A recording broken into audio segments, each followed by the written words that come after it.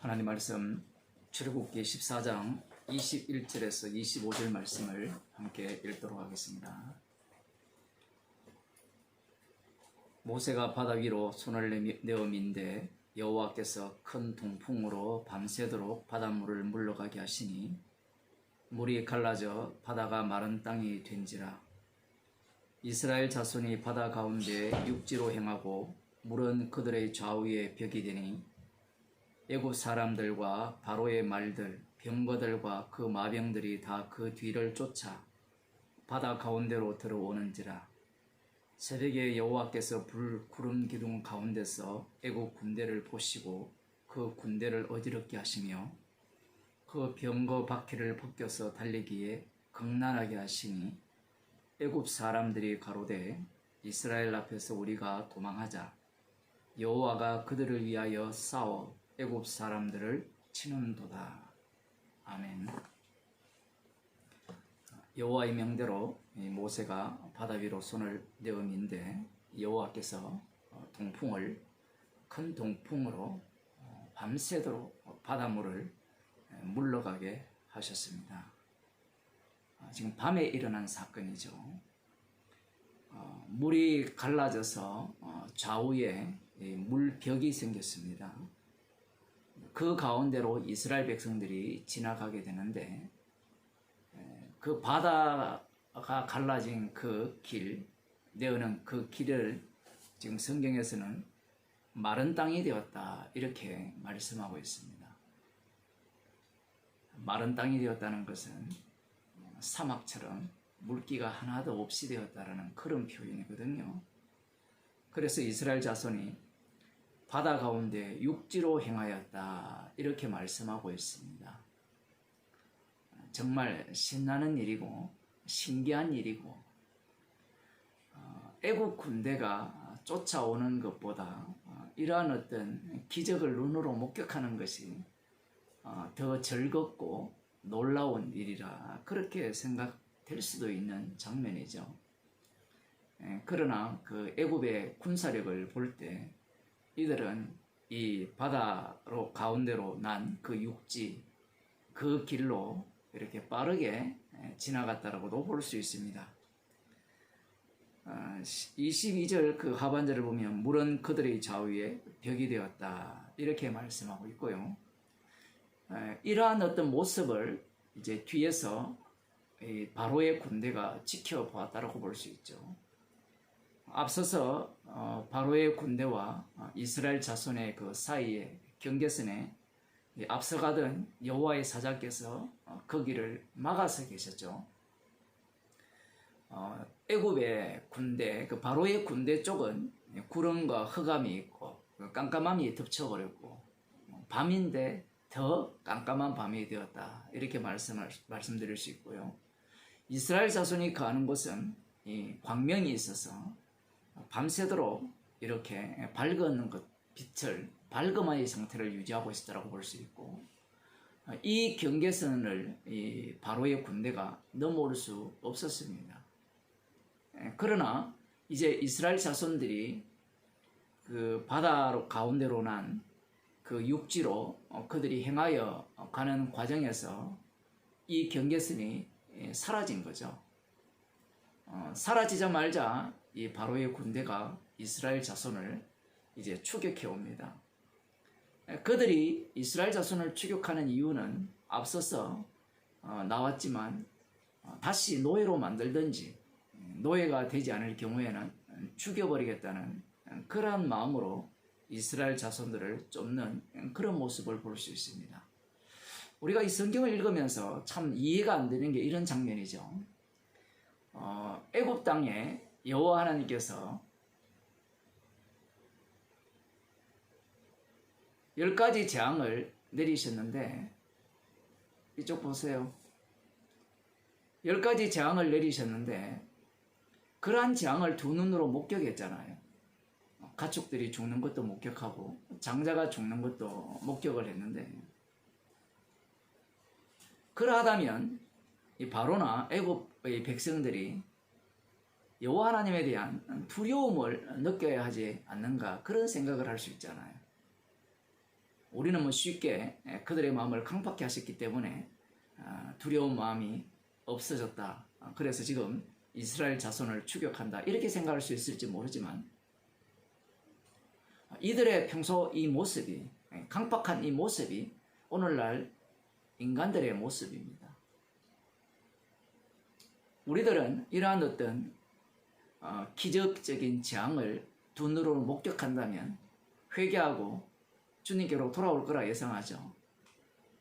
코로나가 지금 창궐 할 때 누가 주님께 돌아옵니까? 말씀으로 돌아오기보다는 오히려 자기의 생명을 지키기에 바쁘죠. 이러한 것이 인간의 모습입니다. 옆에 사람이 죽는다 하더라도 돌아올 마음은 없어요. 왜냐하면 인간은 여호와 하나님께서 강팍해 하셨기 때문에 그래요. 인간 스스로가 돌아올 수 있는 그러한 어떤 능력을 갖고 있지 않습니다. 심지어 지금 자기 쪽에는 깜깜함이 덮였고 저쪽에는 밝음이, 광명이 보였어요. 더 이상 진행할 수 없는 하나님의 사자가 막았다라고 성경에서 표현하고 있지만 바로의 군대 쪽에서는 어쨌든 여호와 하나님께서 이스라엘 자손과 함께하고 계시다는 것을 두 눈으로 확인을 했잖아요. 심지어 지금 이 바다가 갈라졌습니다. 바다가 갈라지고 그 바다 밑바닥이 마른 땅처럼 순식간에, 뭐 우리 그런 걸 잘 알잖아요. 젖었을 때 드라이로 말리면 금방 마르듯이 하나님께서 큰 동풍을 불어서 완전히 바싹 마르게 해서 이 흙 하나 묻히지 않고 먼지만 가득하게 묻혀서 이 바다 가운데를 지나가는 모습을 이들이 목격을 하는 거잖아요. 뿐만 아니라 좌우에 이 물벽이 세워져 있는 그러한 어떤 모습을 목격을 한다면 두려움에 떨어야 될 건데, 야, 저 이스라엘 저들이 믿는 여호와 하나님은 보통 하나님이 아니구나 이렇게 생각하면서 돌아갈 만하잖아요. 근데 돌아가지 않고 오히려 이스라엘 자손을 추격해서 그들을 죽이려고 하는 그러한 모습을 볼 수 있습니다. 자, 그런 가운데 이제 이 바닥 가운데로 이제 그들이 모두 이 바로의 군대가 다 들어왔을 때 여호와 하나님께서 그들을 혼란케 해버립니다. 뭐 어떻게 혼란케 하는지는 성경에 자세하게 나와 있지 않지만 그 중에 대표적인 게 지금 여기에 보면 병거바퀴를 벗겨서 달리기에 겁난하게 하셨다 이렇게 말씀하고 있죠. 뭐 요즘같이 뭐 타이어가 있는 게 아니잖아요. 이 뭐 나무 같은 경우에는 이 나무 바퀴가 빠져버리니까 이 병거가 달릴 수 없는 거예요. 그러니 이 바다 한가운데서 이들이 빠져나갈 수 없는 뭐 혼란 상태에 빠져버린 겁니다. 뭐 뒤로 도망가기도 어렵고, 여기에 보면 이렇게 말하죠. 애굽 사람들이 이스라엘 앞에서 우리가 도망하자 여호와가 그들을 위하여 싸워 애굽 사람들을 치는도다. 이제 비로소 도망하자 이렇게 말을 하죠. 상황이 이제 상당히 다급하게 되었다는 것을 볼 수 있습니다. 그러면 진작에 미리 도망을 쳐서 이스라엘 자손과의 거리를 두게 해서 멸망당하는 그러한 일을 면했으면 좋았을 건데, 이들은 무덤 속에 들어왔어야 비로소 여호와 하나님께서 이스라엘 자손을 위하여 싸운다 라는 것을 비로소 이제 말로 고백하죠. 이미 때는 늦은 겁니다. 그러면 이들이 왜 여기까지 왔을 때 비로소 이런 이야기를 하는가? 뭐 그전의 이야기도 마찬가지지만 여호와 하나님께서 이들을 강팍해 하신 이유가 나오는 거예요. 앞서도 제가 그 며칠 전에도 말씀드린 것 같이 이 지옥 보낼 자는 지옥 보내야 됩니다. 그래서 이들은 이스라엘 자손을 추격해서 결국은 멸망당하기까지, 무덤 속에 들어올 때까지 그들은 자신이 달리는 길을 돌이키지 않아요. 이 구약의 모습이거든요. 이제 십자가의 완료성의 입장에서 이 내용을 보게 되면 십자가의 피능력으로 용서함을 받지 못한 자는 어디까지 가느냐를 할 때는 이 죽을 때까지 자신의 길을 끝까지 밀어붙입니다. 밀어붙여서 마지막에 주님의 심판 때 무슨 소리를 하느냐 하면 주의 이름으로 선지자 노릇하고 귀신을 쫓아내고 많은 권능을 행했다라고 이야기하면서 슬피 울며 이를 가는 그러한 모습을 보이죠. 사도행전 26장을 한번 보겠습니다.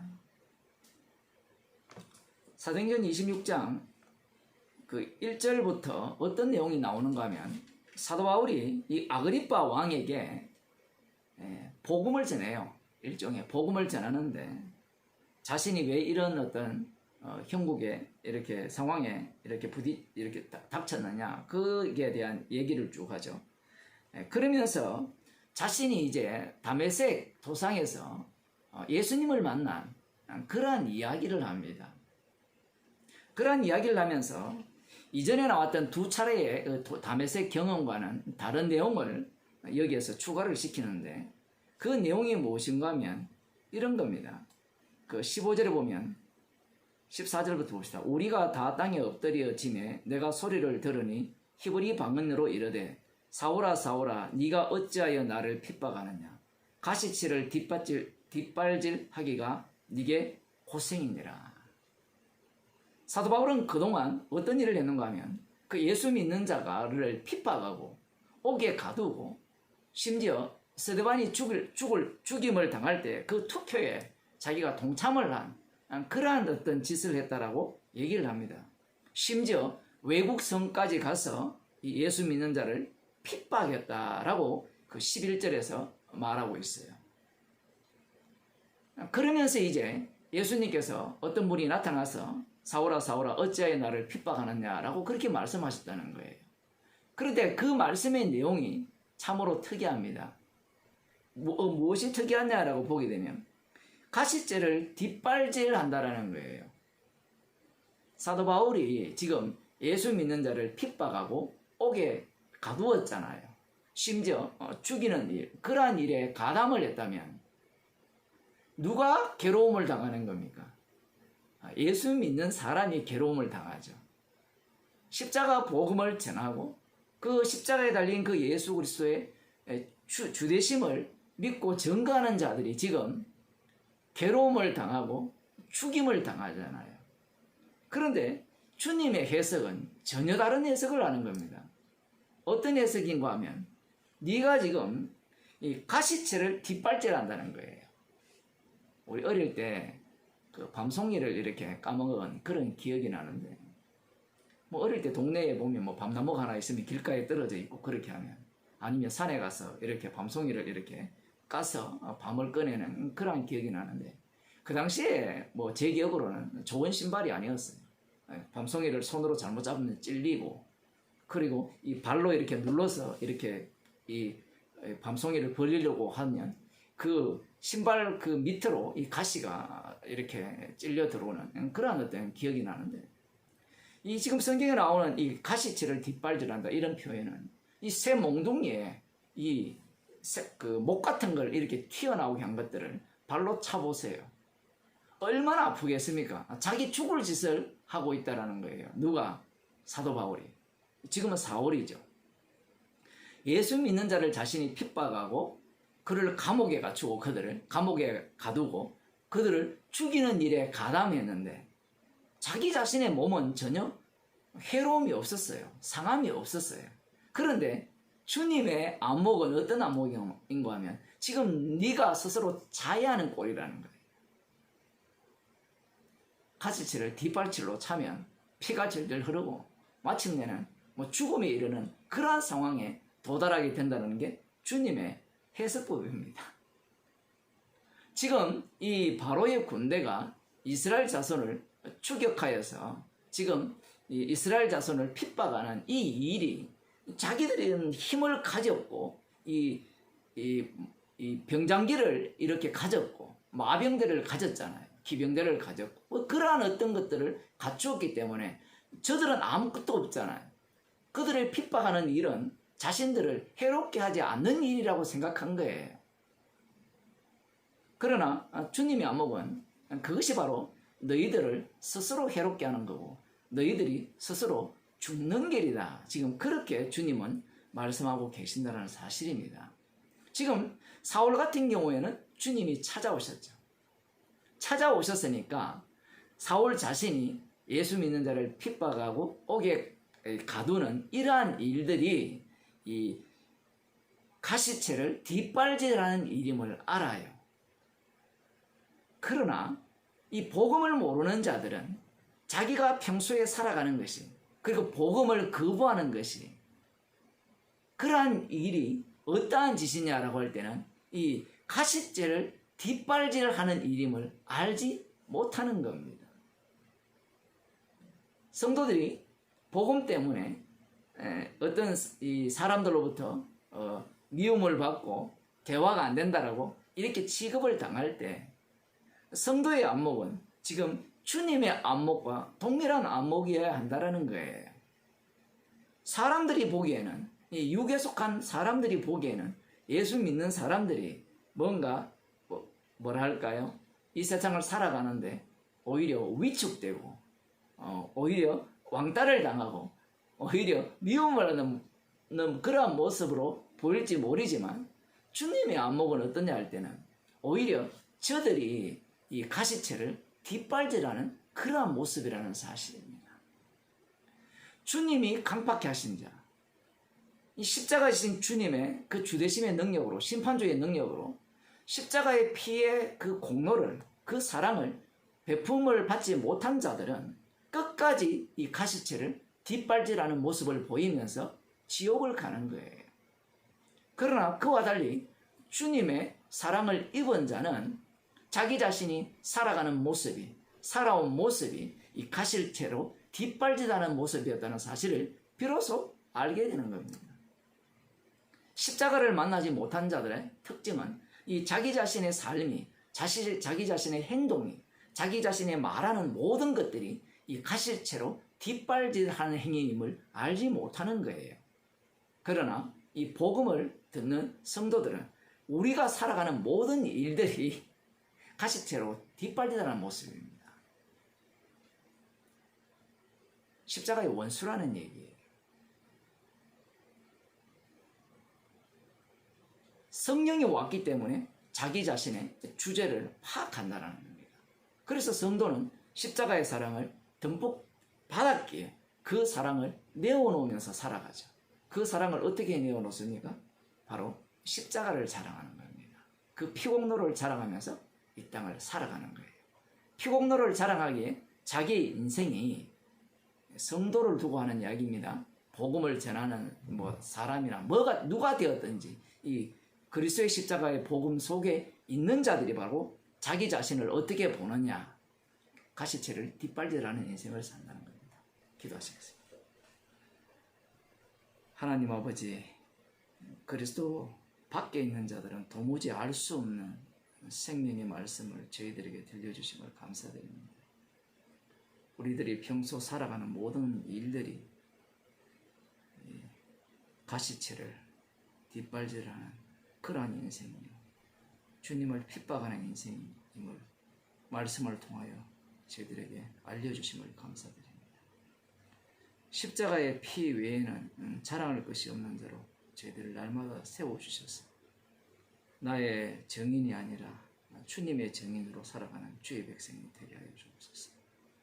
예수님 이름으로 기도드리옵나이다.